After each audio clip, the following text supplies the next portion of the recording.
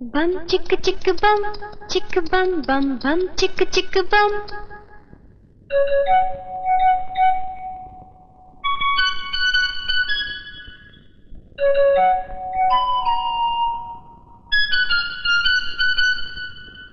एक दूसरे से करते हैं प्यार हम, एक दूसरे के लिए बेकरार हम.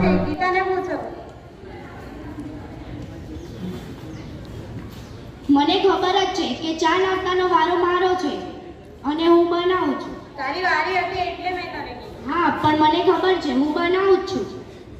હા, મારી ગીતાને કંઈ કહેવાનું નહીં.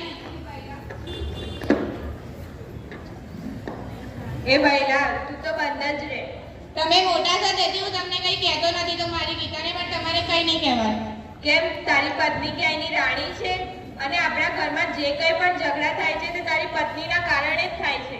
કેમ, મેં શું ઝઘડા કર્યા? અને હા, હું ક્યાંયની રાણી હોઉં કે ના હોઉં, પણ હું મારા પપ્પાના ઘરે એક રાજકુમારીની જેમ જ રહી છું અને તમને કોઈને હક નથી કે તમે મને કંઈ સંભળાવી શકો. બસ આ બધું શું ચાલી રહ્યું છે? ખાલી ચા નાસ્તા માટે તમે બંને વારા કાઢી મૂક્યા છે. આમ તો કઈ ચા નાસ્તો બનાવવાના વારા હોતા હશે? મારે જવાની જ નથી. જાઓ.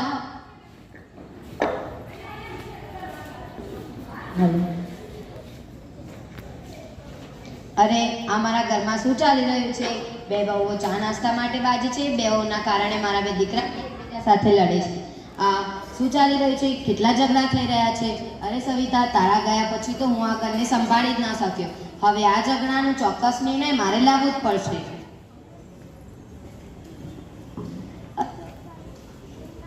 દીકરાઓ વચ્ચેનો સંઘર્ષ જોઈને ખૂબ જ નર્વસ થઈ ગયા છે અને તેણે એવું નક્કી જ કરી લીધું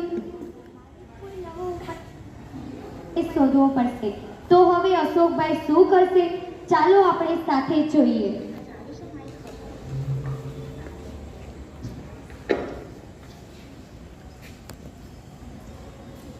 આજે જમવાનું બનાવવાની તારી લાગે છે. હા, આજે બપોરની રસોઈનો વારો ગીતાનો અને સાંજની રસોઈનો વારો મારો છે. ભાભી, પપ્પાએ તમને પૂછ્યું? ના ને, તો પછી મને બોલવા દો ને. તમે શા માટે વચ્ચે બોલો છો? પપ્પાએ કીધું એટલે મેં. હા પપ્પા, બપોરની રસોઈનો વારો મારો જ છે. અરે, તમે આમ સવારની વારી બપોરની વારી એમ વારા કાઢી મૂક્યા છે. એના કરતાં તમે બંને હળી મળીને જમવાનું બનાવો તો એક જમવાની મીઠાશ જ કંઈક અલગ હોય.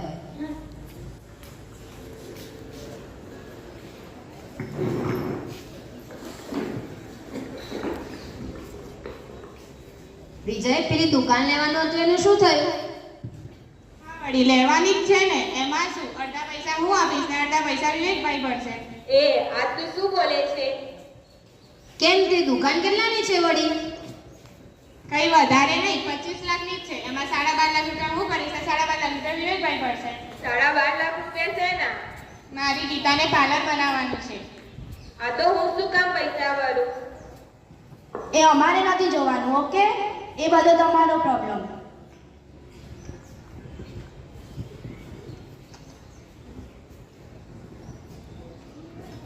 મારે કેમ જોવાનું? એ બધું તમારો પ્રોબ્લેમ, કારણ કે જ્યારે વિજયે તમને ધંધામાં નુકસાન પડ્યું હતું ત્યારે તેમણે જ તમને 10 લાખ રૂપિયાની મદદ કરી હતી. અને હા, તમને ખબર ના હોય તો હું કહી દઉં, ત્યારે વિજયના લગ્ન નહોતા થયા. હા, હું પણ તે જ કહેવા માંગુ છું કે ત્યારે તેમના લગ્ન નહોતા થયા તો પણ તેમણે તમને મદદ કરી હતી. હવે તો તમારે એક સંતાન છે તો તમે પૈસા આપો જ ને, એમાં શું નવે છે વળી? એ વિજય, તું તારી પત્નીને સમજાવી દે કે નાના મોટાનું માન રાખે. અરે, આમ તમે બંને પૈસા માટે શું લડો છો? ખાલી પૈસા માટે આ ઘરમાં ઝઘડા કરવાના છે? તમારા બે સગા ભાઈઓ વચ્ચે બી તમે આ પૈસા લે. તમારી મમ્મીને શું વિચાર આવતો હશે કે મારા બે છોકરાઓ પૈસા માટે અને તમારે એકબીજા સાથે ના રહેવાતું હોય તો હું કાકા બોલાવીને તમારા ઘર અલગ કરી નાખું છું.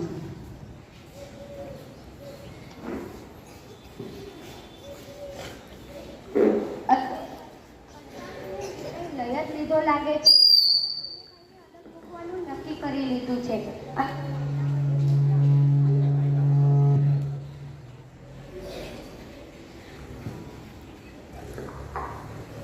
નિર્ણય લઈ જ લીધો લાગે છે કે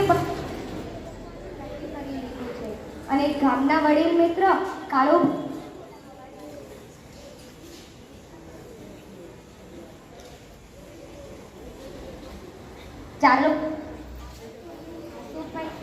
ચાલો આપણે આગળ જોઈએ. અશોકભાઈને પણ બોલાવી લીધા છે. ચાલો આપણે આગળ જોઈએ. નિર્ણય લઈ જ લીધો લાગે છે કે થઈ ગયા છે અને તેણે એવું નક્કી જ કરી લીધું છે કે મારે તો હવે અશોકભાઈ શું કરશે?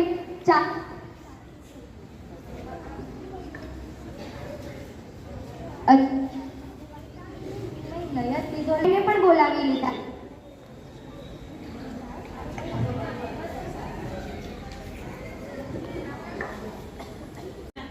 હા બેટા, ચલ લેસન કરાવું તને. આપણે કાલે ઘરનું ચિત્ર બનાવ્યું હતું ને, તે લેતો આવ.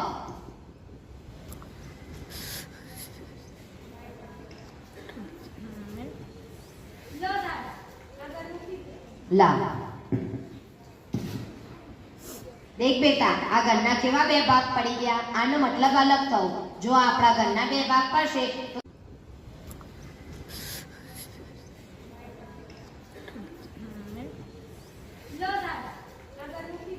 લા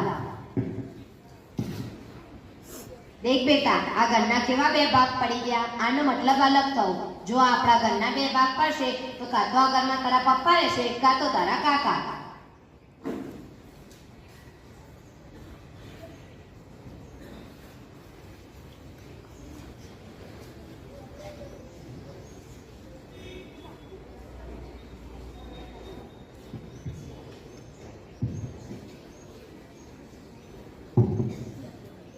દીકરો પણ પોતાના દાદાને પૂછી રહ્યો. અશોકભાઈએ દીકરાને તો સમજાવી લીધો, પણ ઘરની પરિસ્થિતિ કેવી રીતે સંભાળશે? ચાલો આપણે આગળ જોઈએ.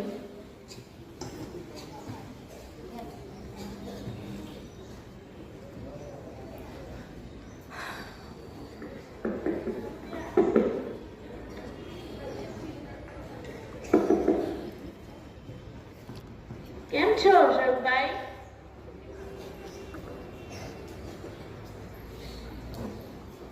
કેમ છો અશોક કાકા? કેમ છો કાળુ કાકા? અશોકભાઈ, કેમ તમે આવો નિર્ણય લીધો? હજી વિજયના લગ્નને 1 વર્ષ પણ નથી થયું. મેં નિર્ણય મારી જાતે નથી લીધો. આ બંનેને અલગ થવું છે. આ બેની વહુઓ ચા નાસ્તાના જમવાના ભાડા કાઢે છે. આ બે ભાઈઓએ પોતાની જુદી બચત કરવા માંડ્યા છે અને એ બેને એકબીજા સાથે જરા બી રાગ નથી આવતો. એટલે મેં આ નિર્ણય લીધો છે. અને જો આ બે જણા ઝઘડા કરીને જુદા થશે તો સમાજમાં ખોટી બદનામી થશે. એના કરતાં મેં નિર્ણય લીધો છે કે હું મારી જાતે જ બેને અલગ કરી દઉં. હા, મને આ વાત પહેલા જ યાદ આવી હતી. અત્યારે તમે કહી દીધું તો સારું કર્યું. મને પણ 6 મહિના પહેલા ગીતાએ કીધું હતું, પણ મેં તેની વાતમાં ધ્યાન ન આપ્યું હતું. પણ હવે મારાથી પણ નહીં રહેવું. હા, તો તમારા બંનેને જુદા થવું જ છે તો તમે બંને ક્યાંય વિચારે છે? અને જુઓ ભાઈ, આ બંનેને કેવા ઉતાવળા થઈ રહ્યા છે એકબીજા સાથે અલગ થવા માટે. કાળુ કાકા, એ જમાનો ગયો કે જ્યારે આપણે બંને ભલે ઝઘડતા હતા પણ એક જ ઘરમાં રહેતા હતા. આ બંનેને તો અલગ જ થવું છે. બોલો, તમે શું વિચાર્યું છે? આ ઘરના 40 લાખ રૂપિયા મૂક્યા છે, તે જે લેશે તે બીજાને 20 લાખ રૂપિયા આપશે અને બીજા વસ્તુઓનો ભાગ પાડેલ જ છે. જો તમે વસ્તુઓનો ભાગ પાડે છે તો તમે એ નિર્ણય લીધો છે કે હું કોની જોડે રહીશ એમ? હા વળી, એમાં શું વિચારવાનું? પહેલા 6 મહિના તમે વિવેકભાઈ જોડે રહેજો અને પછીના 6 મહિના મારી સાથે. આ તું શું બોલે છે? મોટો ભાઈ હું છું એટલે હું નિર્ણય લઈશ કે પપ્પા પહેલા કોની સાથે રહે. એવું વિચારવા કરતાં આપણે બંને ટોસ ઉછાળી દઈએ. જે જીતશે તેના જોડે પપ્પા રહેશે.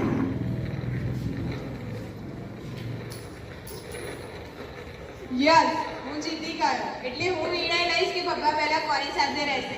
પપ્પા, તમે પહેલા સાથે રહેશો અને પછી મારી સાથે. ના પપ્પા, આ 6 મહિના કઈ નહીં. તમે આખી જિંદગી અમારા સાથે જ રહેજો. ના બેટા, એમ દીકરીના ઘરનું તો પાણી પણ ના પીવાય. ક્યાંથી હું તારી સાથે રહું?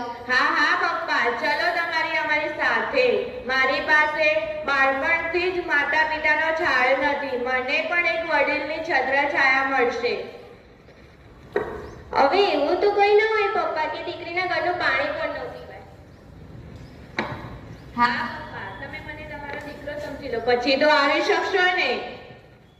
અરે બેટા, આખી જિંદગી મેં છે ને ભાડાના ઘરમાં જ આ ઘરથી પેલા ઘર અને પેલા ઘરથી બીજા ઘર એવી રીતે જ હું રહેતો આવ્યો છું.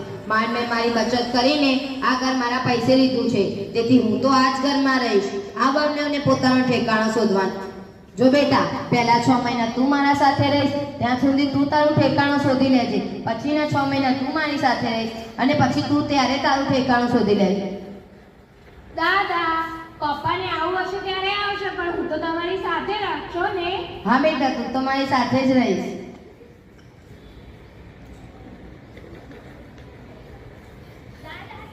પપ્પા, તમારા લોકોના ઝઘડાના લીધે મારા પપ્પા બીમાર થઈ ગયા. ચલો આને હોસ્પિટલ લઈ જઈએ.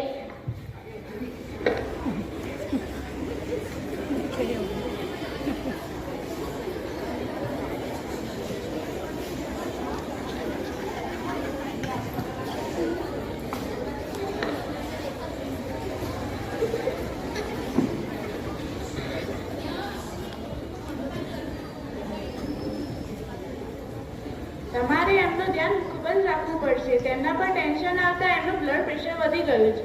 તમારા લોકોના ઝઘડાના લીધે જ મારા પપ્પા આટલા બીમાર થયા છે. 2-3 મહિના પછી. હવે તેમના 2 પુત્રોને પછતાવો થાય છે કે તેમને તેના પિતા સાથે આવું વર્તન શા માટે કર્યું. હવે તે 2 છોકરા